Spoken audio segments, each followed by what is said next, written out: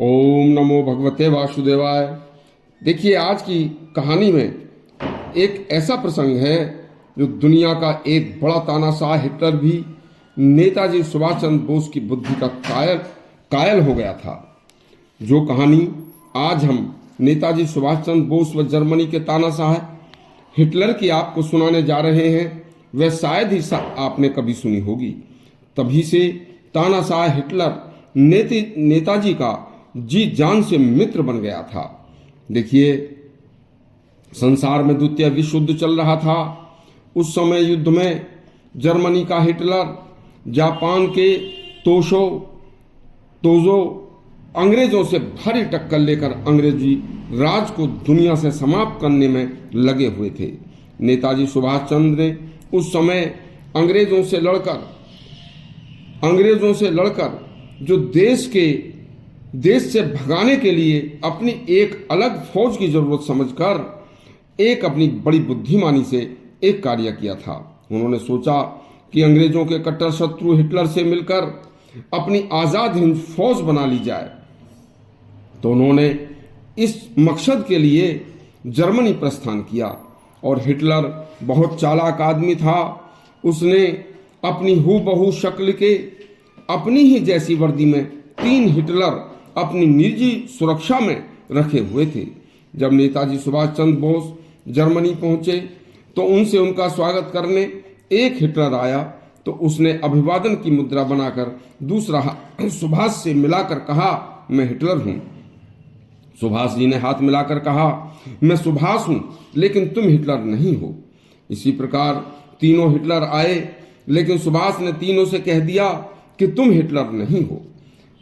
तब चौथी बार असली हिटलर जब आया तो उसने जैसे ही हाथ मिलाने के लिए हाथ आगे बढ़ाया तो सुभाष ने अपने हाथों के दस्ताने उतार कर कहा कि मैं आपसे मित्रता करना आया हूं। मित्र, देखो, मित्रता के बीच में कोई दीवार नहीं होनी चाहिए। मित्र हिटलर, मैं सुभाष हूं। हिटलर ने पूछा कि तुमने कैसे पहचाना कि वह तीनों हिटलर नहीं थे और मैं हिटलर हूं? सुभाष बोले, देखो, उन तीनों ने ही पहले अभिवादन करने की मुद्रा बनाई, उसके बाद हाथ मिलाया, जबकि अभिवादन तो पहले आने वाले मेहमान को करना होता है। आपने ऐसा नहीं किया, इसलिए आप असली राष्ट्राध्यक्ष हैं। आपको इस बात का ज्ञान है तो हिटलर आप ही हैं।